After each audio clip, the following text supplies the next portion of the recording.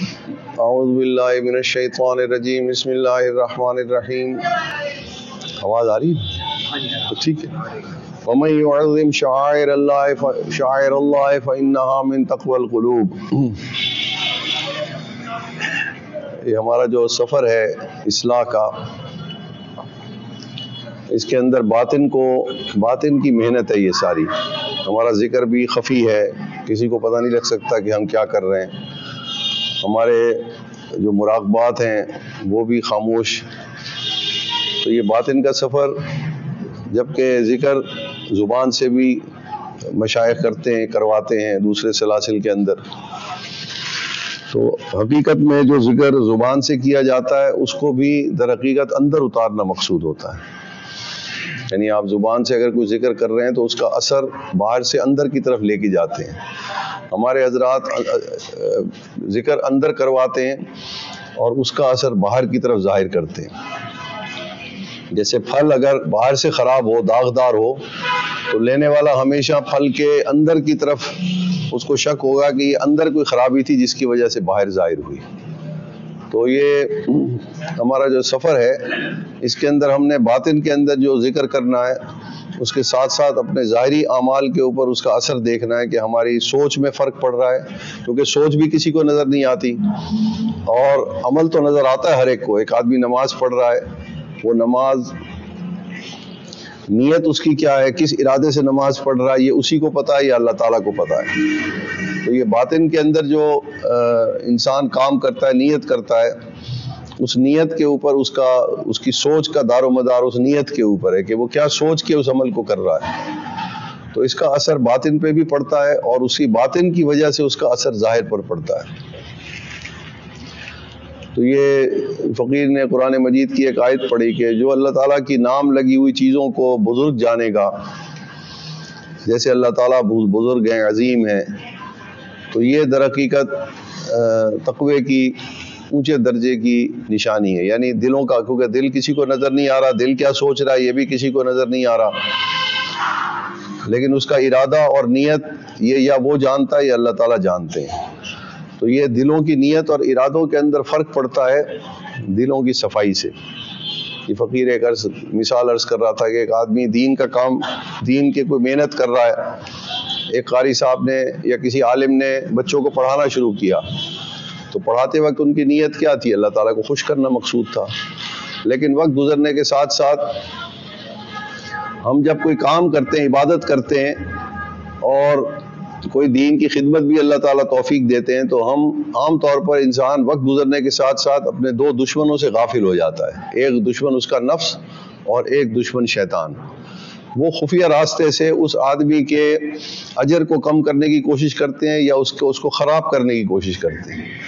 تو یہ اللہ والوں کی صحبت میں ہمیں دو فائدے حاصل ہوتے ہیں۔ ایک تو یہ کہ جو ہم نے سفر شروع کیا تھا نیت، اچھی نیت کے ساتھ اللہ کو خوش کرنا، اخلاص کے ساتھ کوئی کام شروع کیا تھا، تو اس اپنی نیت کے اوپر نگاہ رکھنا، یہ سوچتے ہوئے کہ یہ میں نے نیت کرتے ہوئے جو کام شروع کیا تھا یہ آخر تک ایسے رہے گی نہیں، اس میں خرابی کے امکانات ہو سکتے ہیں۔ اور خرابی کون پیدا کرے گا؟ یا میرا نفس یا شیطان۔ دنیا کے کاموں میں بھی ایسے ہی ہے۔ تو اس کی مثال یہ فقیر دے رہا تھا کہ دین کے کاموں کے اندر اگر کوئی آدمی بچوں کو پڑھنے پڑھانے کے لیے اس نے قرآن حفظ کیا، پھر اس نے نیت کی کہ میں اب بچوں کو پڑھاؤں گا بھی صحیح، تو اب اس وقت اس کی نیت بالکل خالص تھی، اللہ کو خوش کرنا مقصود تھا اور کسی چیز کی طرف اس کی توجہ اور نیت نہیں تھی۔ لیکن جیسے جیسے وقت گزرتا چلا گیا اور اللہ تعالیٰ نے شاگرد بھیجنے شروع کر دیے، شاگردوں کے ماں باپ متوجہ ہوئے، علاقے کے لوگ متوجہ ہوئے، انہوں نے اس کام کو دیکھا، ان کی سہولیات کی طرف متوجہ ہوئے، ان کے لیے سہولیات پیدا کرنی شروع کر دی، جگہ لے کے دے دی، مدرسہ بن گیا، عمارت بن گئی، اور پھر ان کے لیے بچوں کے اخراجات کی طرف پیسے آنے لگ گئے۔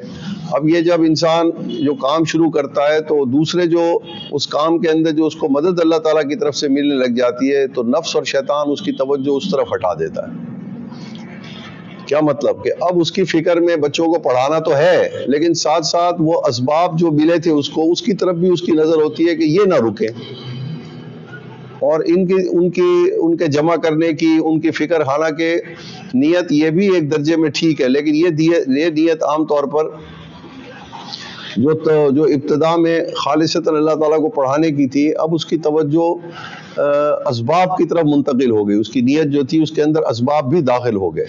تو اس سے نتیجہ کیا ہوا؟ اس کا نتیجہ یہ ہوا کہ جو محنت، جو کام اس نے شروع کیا تھا خالصتاً اللہ تعالیٰ کے لیے، اس وقت اس کے ذہن میں اور کوئی چیز نہیں تھی، تو اب اور چیزیں بھی اس کی نیت کے اندر داخل ہونا شروع ہو گئیں، جس کی وجہ سے اس محنت کے اندر کمی آنی شروع ہو جائے گی۔ اگرچہ یعنی جو اجر اس کو اسی وجہ سے، جو پہلے زمانے کے علماء تھے وہ چندہ اسی وجہ سے نہیں لیتے تھے، وہ کہتے بھئی اگر ضرورت ان کی پوری ہو رہی ہے تو وہ پھر باقیوں کو روک دیا کرتے تھے تاکہ ان کی نیت برقرار رہے، کیونکہ صالحین کی صحبت اٹھانے کی برکت سے وہ اپنی نیتوں کو ٹٹولتے تھے۔ عام مسلمان کی نیت میں کیا فرق پڑتا ہے؟ اعمال کے داخل ہونے سے۔ ایک آدمی نے نماز پڑھنی شروع کر دی، روزہ رکھنا شروع کر دیا اور دیگر اعمال اس کی زندگی میں آ گئے، تو ان اعمال کو کرتے کرتے اس کے دل میں اس کی نیت جو ہے وہ اس طرف متوجہ کر دیتا ہے نفس اور شیطان اس کو کہ تو کوئی اچھا اور نیکی کا کام کر رہا ہے، اور یہ نیکی کا کام اس کے ذہن میں تقابل پیدا کرنے کا سبب بن جاتا ہے۔ نہیں، وہ آدمی جو نماز نہیں پڑھ رہا اس کو اپنے سے حقیر اور گھٹیا جانتا ہے اور اپنے آپ کو اسے بہتر سمجھتا ہے۔ جو آدمی روزہ نہیں رکھ رہا اس کو اپنے سے گھٹیا اور کمتر دیکھتا ہے اور اپنے آپ کو اس سے بہتر دیکھتا ہے، تو اب وہ روزہ رکھنے کے لیے مقابلے پہ آ جاتا ہے اس آدمی کے لیے جو وہ کام نہیں کر رہا۔ تو اس کی نیت کے اندر وہ جو خالصتاً پہلے اللہ تعالیٰ کو خوش کرنے کے لیے نماز پڑھی تھی وہ بھی ساتھ ساتھ سفر کر رہی ہے، وہ نیت بھی، لیکن ساتھ دوسرے مفادات بھی اس کے شامل ہو گئے۔ اب اس کے اپنے نفس کا مفاد شامل ہو گیا کہ میں اس کام کو اس لیے نہ چھوڑوں کہ میں اب لوگوں کے اندر نیک مشہور ہو گیا۔ تو اللہ والوں کی جو یہ صحبت جس کو ہم کہتے ہیں کہ صحبت کا کیا فائدہ ہوتا ہے؟ صحبت کے اندر دو فائدے ہوتے ہیں۔ ایک تو یہ کہ جو آپ نے نیت کی تھی، اپنی اصلاح کی سفر شروع کیا تھا بیعت کرنے کے بعد، تو اس نیت کے اندر تبدیلی یقیناً آتی ہے۔ اس نیت کو روکنے کے لیے صالحین کے ساتھ، اپنے مرشد کے ساتھ رابطہ رکھنا بہت ضروری ہوتا ہے، تاکہ اگر کوئی اور اگر اور کوئی بیچ میں اس کام کے اندر اگر اور کوئی غرض بھی شامل ہو جائے تو اس کا مطلب یہ ہے کہ پھر انسان کو سوچنا چاہیے کہ اب میری پہلی نیت جو تھی وہ ٹھیک تھی، اس کے اندر کوئی کمی تو نہیں آ گئی۔ اگر کمی آئے گی تو اس کا نتیجہ کیا ہوگا؟ اس کا نتیجہ یہ کہ معیار کے اندر کمی آ جائے گی، کیونکہ آدمی کی توجہ ہٹ گئی، دوسرے کاموں کی طرف چلی گئی۔ بالکل اسی طریقے سے ایک پڑھانے والا ٹیچر ہے، ایک ڈاکٹر ہے، ایک وکیل ہے، اس کے ساتھ بھی یہی حال ہے کہ اس نے خدمت خلق کی نیت سے یہ کام شروع کیا، لیکن جب اس کے پاس لوگ آنے شروع ہو گئے، مریض آنے شروع ہو گئے، وکیل کے پاس موکلین مدعیان آنے لگ گئے، تو نتیجہ یہ کہ اب وہ کام تو اس کا تھا، لیکن اس نے ان کے آنے کی وجہ سے جو اس کو آسانیاں پیدا ہونے لگ گئی، اب اس کی توجہ جو ہے وہ سہولیات اور آسانی کو حاصل کرنے کی طرف چلی گئی۔ استاد نے پہلے بچوں کو پڑھانے کی نیت سے پڑھانا شروع کیا، لیکن جب بچوں کی طرف سے فتوحات آنی شروع ہوئی، بچے زیادہ آنے لگ گئے، ٹیوشن کے پیسے بڑھنے لگ گئے، اب اس کی نظر جو تھی وہ منتقل ہو گئی، صرف پڑھانے کی بجائے اس پیسے کی طرف اس کی نظر منتقل ہو گئی کہ اب یہ رستہ میرا نہ رکے، یہ سہولیات نہ رکے۔ تو نتیجہ یہ ہے کہ معیار جو تھا اس کا، نیت کی تبدیلی سے وہ جو معیار تھا اس کا، جو اصل خالص تھی، اس خلوص کے اندر ملاوٹ شامل ہونے لگ جائے گی۔ اور بعض دفعہ پھر یہ شیطان اور نفس کا حملہ اس درجے ہوتا ہے کہ آدمی کی توجہ ساری کی ساری اسباب کی طرف چلی جاتی ہے، اصل کام سے ہٹ جاتی ہے۔ یہ وہ مقام ہے جس کی وجہ سے قیامت کے دن عالم کو، شہید کو اور سخی کو جہنم میں ڈالا جائے گا، وہ آخری مقام، جب اس کی نیت بالکل ہی بدل جائے اپنے اصل مقصد سے اور اسباب کی طرف چلی جائے، تو اس وقت اس کو اللہ تعالیٰ کہیں گے بھئی تو نے یہ سارے کام اپنے لیے کیے تھے، میرے لیے تھوڑی کیے تھے، تیرے اپنے مفادات تھے۔ تو اللہ والوں کے ساتھ تعلق قائم کرنے کے دو فائدے ہوتے ہیں۔ ایک فائدہ تو یہ کہ آپ کی نیت کو وہ بچا کے رکھنے کا طریقہ بتاتے ہیں کہ نیت کو کیسے محفوظ رکھنا ہے۔ جو آپ نے سفر شروع کیا تھا وہ کس لیے کیا تھا؟ وہ اللہ تعالیٰ کے لیے کیا تھا، اللہ کو راضی کرنے کا سفر شروع کیا تھا۔ وہ سفر باقی کیسے رہے؟ اس کے اندر کون کون سی چیزیں سالک جب سالک اللہ تعالیٰ کی ذکر شروع کرتا ہے تو اب اس کے ساتھ تکالیف تو بہت ساری ہوتی ہیں پہلے سے ہی۔ کچھ تکلیفیں دین پر آنے کے بعد اس کے ساتھ شامل ہو جاتی ہیں، نمازیں اس نے پڑھنی شروع کر دی. پہلے اس کو نقصان نہیں ہو رہا تھا، بعد میں نقصان ہونے لگ گیا. پہلے وہ بیمار نہیں ہوتا تھا، بعد میں بیمار ہونے لگ گیا. پہلے اس کے اوپر کوئی اور اثرات نہیں ہوتے تھے، بعد میں یہ اثرات ظاہر ہونے لگ گئے. تو اب وہ اس کی نیت جو ہے اب اس کا کام جو تھا وہ ذکر کی بجائے اس کی توجہ چلی گئی اپنی پریشانیوں کی طرف، اور شیطان نے مقابلہ شروع کر دیا، تقابل شروع کر دیا حالات کا. بھئی پہلے تمہارے حالات بھی ایسی تھے، اب تم اللہ کو راضی کرنے کا سفر شروع کیا ہے، اب اور بھی زیادہ خراب ہو گئے، تو یہ کیا فائدہ ہوا تمہیں اس کام کو کرنے کا؟ تو نتیجہ یہ ہے کہ وہ آدمی اس تکلیف کو دور کرنے کی فکر میں، کوشش میں لگ جاتا ہے، اور جو اصل مقصد تھا اللہ تعالیٰ کی رضامندی کا، وہ اس کو پس پش ڈال کے اس اپنے کام کو چھوڑ دیتا ہے. جو اصلاح کا سفر ہے، ذکر ہے، مراقبات ہیں، اپنے اسباق ہیں، ان کے اندر کمی لے آتا ہے. تو یہ اس وجہ سے خطرناک چیز ہے کہ نیت کو بچا کے رکھنا. ہمارے مشائخ نے اس وجہ سے ایک اصطلاح استعمال کی ہے، باز گشت. یہ سب کے لیے، دین والے آدمی کے لیے بھی، اعمال کرنے والے آدمی کے لیے بھی، دنیا دار آدمی کے لیے بھی، کہ اپنے پیشے میں وہ دیکھے کہ میں جو کام کر رہا تھا، جب میں نے بیعت کی تھی اللہ تعالیٰ کو راضی کرنے کے لیے کی تھی اور خالص اس کو خوش کرنے کے لیے کی تھی. اب اگر میری نیت کے اندر اور بھی چیزیں داخل ہو گئی ہیں، میری چیزیں اور مفادات کی طرف توجہ میری چلی گئی ہے، تو وہیں سے خطرے کی گھنٹی محسوس کرے اپنے لیے. اور پھر اگر شیخ سے رابطہ نہیں ہو سکتا تو باز گشت، یعنی اپنی نیت کی طرف لوٹے. یہ سوچے کہ یہ چیز جو میرے دل میں داخل ہو گئی ہے، میں نے بیعت اس لیے تو نہیں کی تھی. بھئی پریشانی تو کافر کے ساتھ بھی ہے کہ نہیں ہے؟ بیماری کافر کے ساتھ بھی ہے کہ نہیں ہے؟ جان مال کا نقصان کافر کے ساتھ بھی ہے کہ نہیں ہے؟ تو ہم اگر انہی پریشانیوں کے اندر لگ گئے تو ہمارا سفر تو کھوٹا ہو گیا. اور ہم نے جن چیزوں کو، دنیا کے اسباب کو ہم نے نعمت سمجھ لیا، ہماری سوچ ہی الٹ ہو گئی. ہمارے نزدیک اچھا لباس، اچھی سواری، اچھا انتظام، یہ سب چیزیں یہ اگرچہ یہ حاصل کرنا ضروری ہے، لیکن یہ حقیقی نعمت تو نہیں ہے. حضور صلی اللہ علیہ وسلم فرمایا کہ ما شکرنا کا حق کا شکرک، اے پروردگار میں تیری نعمتوں کا شکر ادا کر ہی نہیں سکتا جو تو نے مجھ پر کی ہیں. کون سی نعمتیں تھی حضور صلی اللہ علیہ وسلم کی؟ سواریاں، رہائش، سونے چاندی کے ڈھیر. تو کون سی نعمت کو کہہ رہے ہیں کہ اس کا میں شکر ہی ادا نہیں کر سکتا؟ دین کی نعمت، نماز پڑھنے کی جس کو توفیق مل گئی. کیونکہ ہمیں اللہ تعالیٰ نے شکر کا مطلب ہی اور سمجھایا حضور صلی اللہ علیہ وسلم نے. نعمت کا مطلب ہمارے نزدیک وہ نہیں ہے جس کو ہم نعمت دنیا دار لوگ سمجھتے ہیں. اس کے چلے جانے پہ ہم اس کو حاصل کرنے کی فکر میں آخرت کو کھوٹا کر بیٹھتے ہیں، حالانکہ یہ نعمت ہے ہی نہیں. اگر ہے بھی صحیح تو بہت تھوڑے درجے میں. اصل نعمت کیا ہے؟ کہ آپ کو ایمان نصیب ہو جائے، سب سے بڑی نعمت تو یہ. دوسرے درجے میں نعمت یہ ہے کہ ایمان کے مطابق آپ کو اعمال کی توفیق ملنے لگ جائے. پھر ایک عمل جس کی توفیق ملنے لگ جائے، اگر وہ آپ سے چھن جائے، وہ عمل کی توفیق چھن جائے، اس دن اصل میں ہمیں افسوس کرنا چاہیے کہ واقعی یہ کوئی ایسی بیماری میرے ساتھ چمٹ گئی ہے جس نے یہ نعمت مجھ سے لے لی. ہم جسم کی بیماری کو، ہم صحت کو نعمت سمجھتے ہیں، اور بیماری کو اس کے چلے جانے کی وجہ سے ہم سمجھتے ہیں کہ نعمت چلی گئی، صحت کی نعمت چلی گئی. حالانکہ صحت کی نعمت چلا جانا یہ کوئی بری چیز ہے. اہل ایمان کے لیے اگر کسی کی صحت چلی گئی تو کیا یہ کوئی برائی اس کے ساتھ پیش آ گئی؟ نہیں. ایک صحابی تھے، 20 سال یا 25 سال غالباً ان کو کمر کی تکلیف تھی. وہ نہ کروٹ بدل سکتے تھے، نہ اٹھ کے بیٹھ سکتے تھے. کیا وہ صحابیت کے مقام سے نیچے اتر آئے؟ وہ نیت جو ان کی تھی حضور صلی اللہ علیہ وسلم پر ایمان لے کے آئے. صرف اللہ تعالیٰ سے وہ یہ دعا کرتے تھے کہ یا اللہ نماز کے وقت مجھے کھڑے ہو کے نماز پڑھنے کی توفیق دے دینا. بس اس وقت وہ بالکل ٹھیک ہو جاتے تھے، کھڑے ہوتے تھے، فرض نماز پڑھتے تھے، پھر بستر پہ لیٹتے تھے، پھر ویسی. تو ہماری نیتوں کے اندر وہ چیزیں شامل ہو گئی جن کا ہماری اللہ تعالیٰ کی رضامندی کے ساتھ کوئی تعلق ہی نہیں ہے. پریشانیاں، بیماریاں، مال کا نقصان، جان کا نقصان، یہ ہمارے زندگی میں شامل ہو گئے ہماری نیت کو کھوٹا کرنے کے لیے. جبکہ ان تکالیف کے اوپر اللہ تعالیٰ کیا فرما رہے ہیں؟ بشر الصابرین فرما رہے ہیں یا افسوس کا کہہ رہے ہیں کہ ماتم کرو؟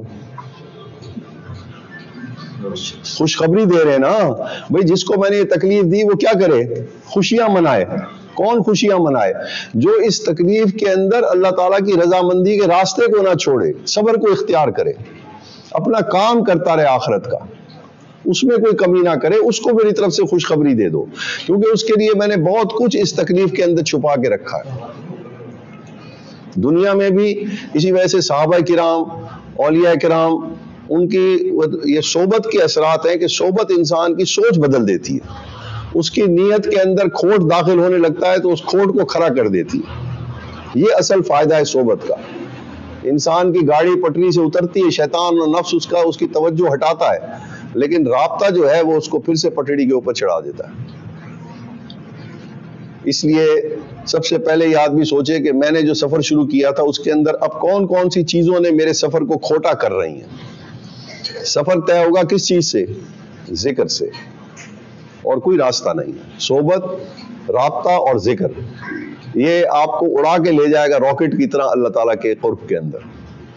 تو اس کو سب سے زیادہ اس کے، میں ساتھیوں سے عرض کر رہا تھا کہ میں نے وہ زمانہ دیکھا اپنے بچپن میں جب ملتان کے اندر کسی مسلمان کی جماعت کی نماز رہ جاتی تھی بغیر کسی عذر کے، نہ بیماری ہوتی تھی، وہ سستی کی وجہ سے، تو محلے والے اس کو افسوس کرنے آتے تھے، باقاعدہ افسوس کرنے آتے تھے کہ آج آپ کی نماز رہ گئی۔ وہ بھی ایسی غمگین بیٹھا ہوتا تھا جیسے پتہ نہیں اس کی ساری دنیا چلی گئی۔ یہ زمانہ میں نے دیکھا ہے بچپن میں۔ تو اصل نعمت کیا ہوئی؟ ایمان اور ایمان کے تقاضے، اعمال، یہ سب سے بڑی نعمت ہے۔ اس لیے حضور صلی اللہ علیہ وسلم نے فرمایا جس آدمی کو فجر کی 2 سنتیں پڑھنے کی توفیق مل جائے وہ ایسے سمجھے جیسے اللہ نے اس کو دنیا اور دنیا کے سارے خزانوں سے بڑھ کے دنیا دے دی۔ اب نعمت دنیا ہوئی یا وہ 2 رکعتیں ہوئی؟ یہ دنیاوی تعلیم نے ہماری سوچ بدل دی ہے۔ اس کا سب سے بڑا نقصان یہ ہوا کہ ہمارے ایمان اور ہمارے اعمال کے اوپر ہمارا حضور صلی اللہ علیہ وسلم کے ساتھ اس نے رابطہ کاٹ دیا ہے۔ ہماری سوچ کے، ہماری لغتیں بدل دی، ہمارے الفاظ کے معنی اس نے بدل دیے۔ شکر کا کچھ اور معنی ہے، صبر کا کچھ اور معنی ہمیں سمجھایا ہمارے پیغمبر علیہ الصلوۃ والسلام نے۔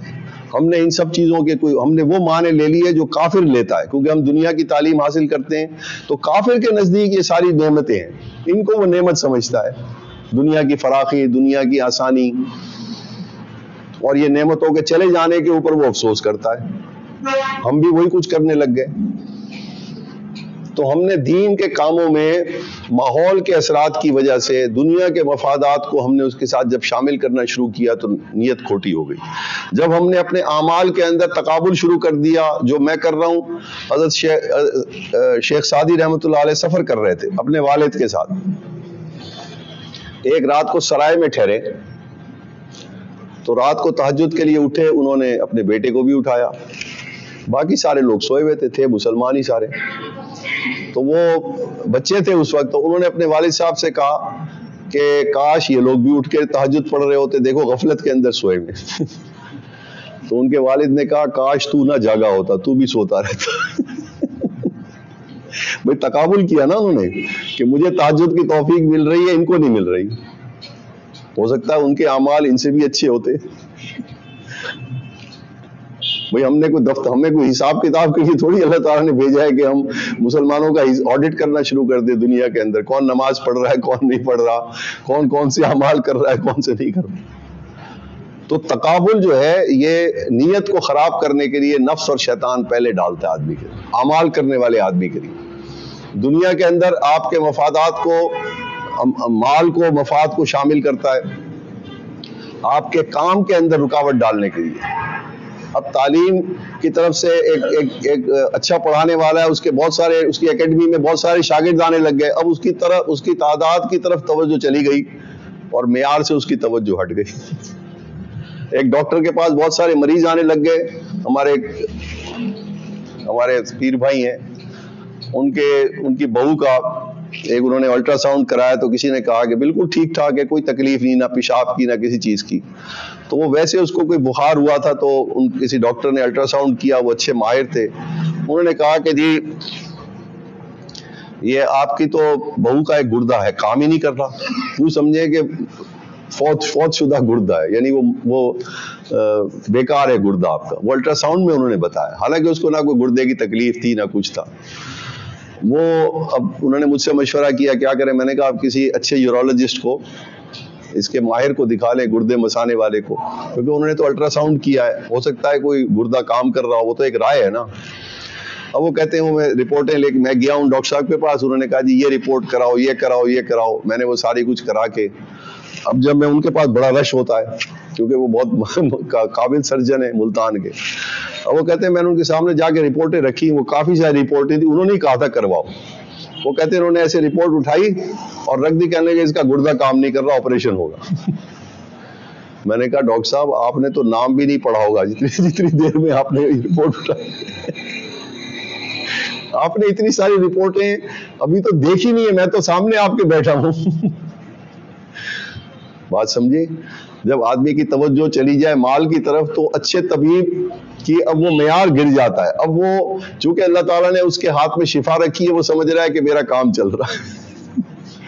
نیت انسان کے دنیا کو بھی کھوٹا کرتی ہے اور دین کو بھی کھوٹا کرتی ہے. اس کو سنبھال کے رکھنا یہ آدمی اللہ والوں کی صحبت میں سیکھتا ہے. باز گشت کا کیا مطلب؟ باز گشت کا مطلب یہ ہے کہ جب بھی آپ نے کوئی کام اچھائی کی اچھی نیت سے شروع کیا، دنیا کا کام تھا، کاروبار تھا، کوئی پیشہ تھا، کوئی چیز بھی تھی، دین کا کوئی کام تھا، خدمت شروع کی. اب آپ اس کے اندر دیکھیں کہ میں نے شروع کرتے وقت جو دلچسپی اس کام کے اندر رکھی تھی، جو معیار میں نے مقرر کیا تھا اس کام کا، اس کے اندر جب کمی آنے لگ جائے، پہلی دفعہ جب کمی آئے، کوئی آپ کی توجہ اور سوچ ہٹے، تو فوراً بیدار ہو جائیں کہ حملہ ہو گیا شیطان کا پہلے درجے کے اندر، اور پھر اپنی نیت کو دہرائیں. اس کو کہتے ہیں باز گشت. باز گشت کا مطلب ہے کہ میں نے یہ کام کس لیے شروع کیا تھا، بس یہ ہے، اس کو کہتے ہیں باز گشت. یہ کام میں نے شروع کرتے وقت نیت کیا کی تھی، کس کو خوش کرنا مقصد تھا، کیا اس سے میں حاصل کرنا چاہتا تھا، دنیا حاصل کرنا چاہتا تھا، دنیا کی فراخی. صحابہ کرام کے بارے میں آپ نے اکثر سنا ہوگا، جب ان کو ٹھنڈا پانی ملتا تھا تو افسوس کرتے تھے کہ خوش ہوتے تھے. کیوں؟ کہ ہو سکتا ہے کہ ہمارا اجر اللہ تعالیٰ نے ہمیں دنیا میں دینا شروع کر دیا، ہماری محنت کا پھل اللہ تعالیٰ شاید ہمیں دنیا میں دینے لگ گیا. ان کے نزدیک اصل میں کام تھا، کام کی اہمیت تھی. جو دین ہمیں پہنچا ہے اس کی حفاظت ان کی نزدیک دنیا اور دنیا کی نعمتوں سے سب سے زیادہ اہم ترین چیز تھی. جب ان کی پہلی زندگی میں کوئی تبدیلی آتی تھی، جو غربت اور فقیری میں وہ گزار رہے تھے، جو مالدار تھے وہ مالدار تھے، لیکن جب ان کو اپنے ضرورت سے زیادہ ملنے لگ جاتا تھا تو فوراً ان کی گھنٹی بن جاتی تھی الارم کی کہ یہ کہاں سے آ رہا ہے بھائی. اس کے آنے سے میرے حضرت عمر رضی اللہ تعالیٰ انہوں نے کہ دور خلافت کے اندر مسجدوں کے محراب جو تھا اس کے اوپر کوئی رنگ نہیں کیا جاتا تھا. آپ نے پوری خلافت کے اندر یہ منع کر دیا تھا کہ مسجدیں تعمیر ہونی شروع ہو گئی تھیں. بڑے کئی لاکھوں کلومیٹر مربع کے اوپر آپ کی اللہ تعالیٰ نے مسلمانوں کو فتح دی تھی، تو مساجد بن رہی تھیں، نئے لوگ اسلام میں داخل ہو رہے تھے، مختلف قوموں کے تھے، وہ اپنی عبادت گاہوں میں، کوئی عیسائی تھا تو ان کی عبادت گاہوں کا طریقہ ان کو بنانے کا فن آتا تھا. لیکن حضرت عمر رضی اللہ تعالیٰ نے منع کر دیا تھا کہ جائے نماز پڑھنے کے نیچے جگہ اور محراب کے اندر کوئی رنگ اور نقش و نگار نہیں ہوگا. کیوں؟ توجہ نہ ہٹے، اللہ تعالیٰ سے دھیان نقش و نگار، حالانکہ اس میں لیکن یہ وہ سبب بنتا نماز کے اندر خلل بننے کا سبب بنتا نا. تو وہ خلفائے راشدین کی سوچ ایسی تھی کہ نیت کے اندر کوئی تبدیلی نہ آئے. اتنی حفاظت کرتے تھے وہ اپنے رعایا کی اور اپنے لوگوں کی. تو عرض کرنے کا مقصد ہے کہ یہ دین باقی ہے، دین کے اعمال بھی باقی ہیں، دین کی کیفیات بھی باقی ہیں، اس کے نتائج بھی باقی ہیں، اس کے اثرات بھی باقی ہیں. اب بھی جیسے وہ فضائے بدر پیدا کر، فرشتے تیری نصرت کو اتر سکتے ہیں گردوں سے قطار اندر قطار اب بھی. فضائے بدر پیدا کرنی ہے کہاں؟ اپنے باطن میں، اپنے اندر بدر کا کہ وہ نیتیں اور اخلاص پیدا کرنا ہے جو صحابہ کرام کے اندر تھا، وہ اب بھی موجود ہے، وہ کہیں بھی نہیں گم ہوا۔ ماحول نے ہمارا جب کہتے ہیں نا ہمارا ایمان کمزور ہو گیا، یہ ہم لفظ استعمال کرتے ہیں نا عام طور پہ، بھائی ہمارا ایمان کمزور ہے، ہمارے یقین میں کمی ہے، اس لیے ہم دین پر نہیں چل رہے۔ وہ یقین میں کمزوری کہاں سے، اس کا مطلب ہم لوگ نہیں سمجھتے۔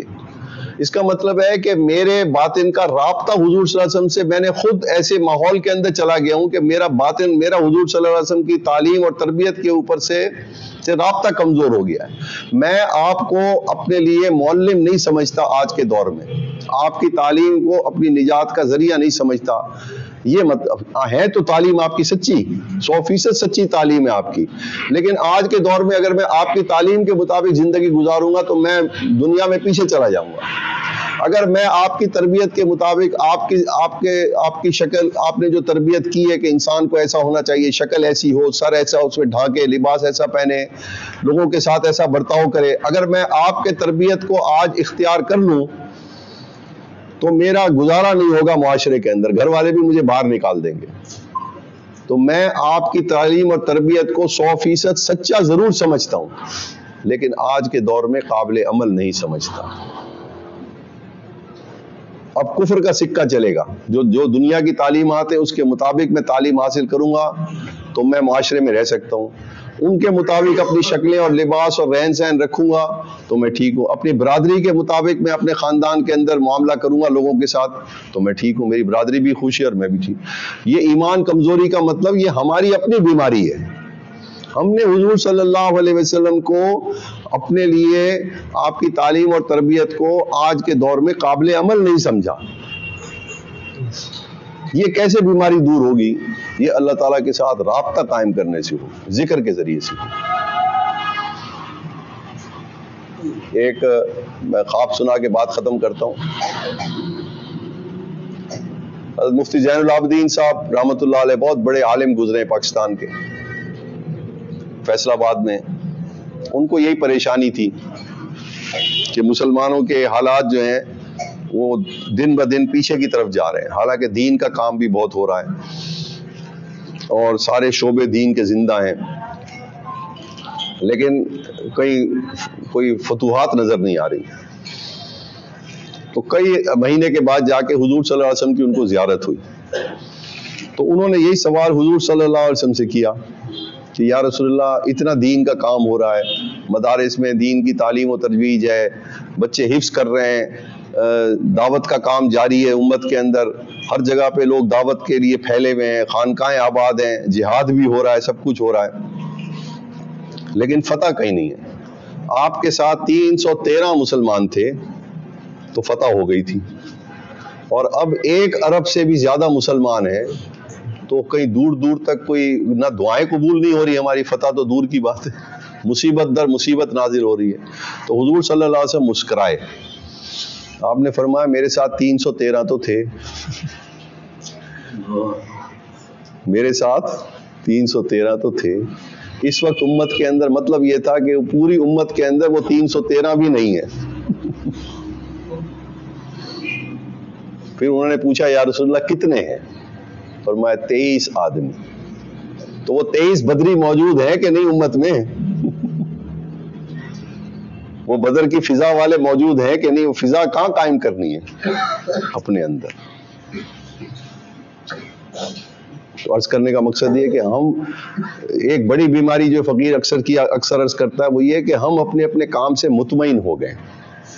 جو آدمی نماز پڑھنے لگ گیا، روزے رکھنے لگ گیا، زکوٰۃ دینے لگ گیا، داڑھی رکھ لی ہے، سر ڈھانپنے لگ گیا، یہ بے شک بہت بڑے کام ہیں آج کے دور میں بھی، اس میں کوئی شک نہیں، لیکن ہم اسی پر مطمئن ہو گئے۔ ہم 2 دشمنوں سے غافل ہیں جن کو ہم نہیں دیکھ رہے، اور ان کا وار آخری سانس تک ہم پر چل سکتا ہے۔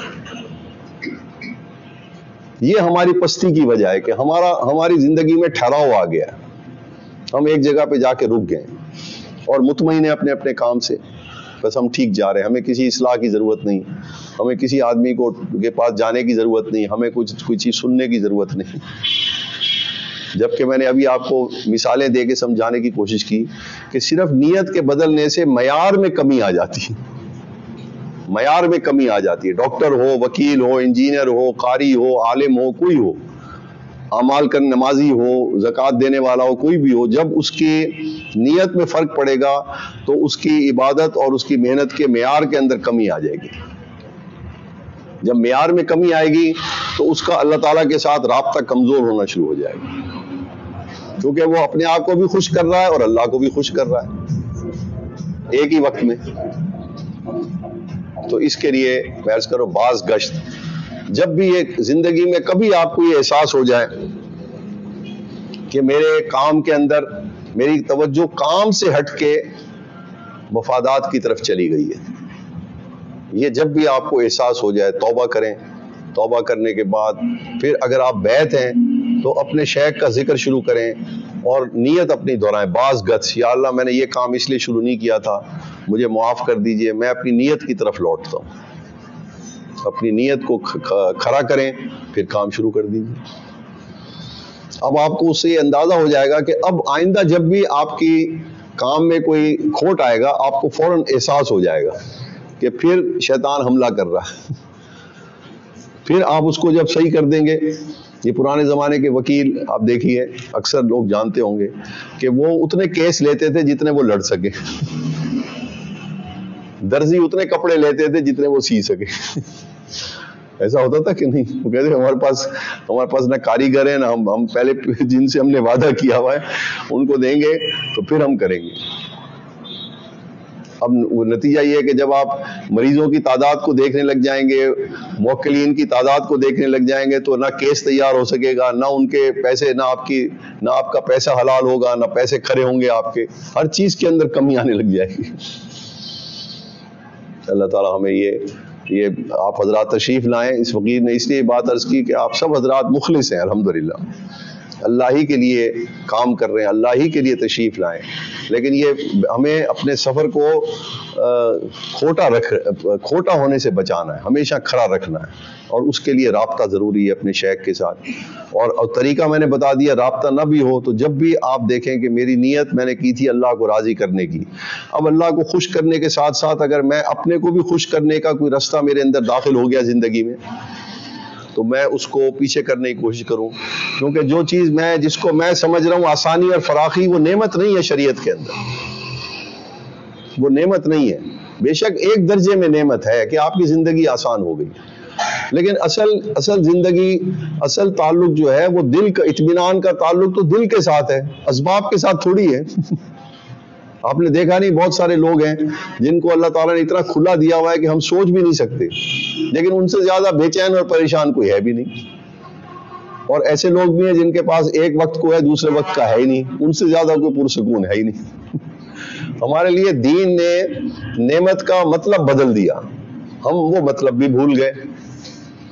ہمارے ہاں اعمال کی توفیق مل رہی ہے، تلاوت کی توفیق مل رہی ہے، دین قرآن پڑھنے پڑھانے کی توفیق مل رہی ہے، درس و تدریس کی ہمیں دین کی کتابیں پڑھانے کی توفیق مل رہی ہے. اس سے بڑا بھی کوئی انعام ہو سکتا ہے اللہ تعالیٰ کا؟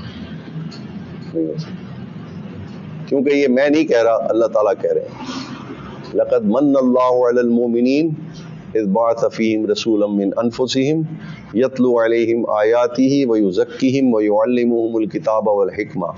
اللہ تعالیٰ نے یہ احسان کن کن چیزوں کو گنوایا؟ تلاوت، قرآن پڑھنے پڑھانے کو، تزکیہ، تربیت، دین کے مطابق تربیت کرنے کرانے کو. جو تربیت کرنے والا ہے اس پر اللہ کا انعام ہے، جو تربیت لے رہا ہے اس پر اللہ کا انعام ہے. دین کی تعلیم، مسائل سیکھنے والے علماء، ان کے اوپر اللہ نے احسان کیا. اور من ایسے احسان کو کہتے ہیں کہ جس کا بدلہ وہ آگ کے اوپر بھی سجدہ کرے نا، آگ کے اوپر.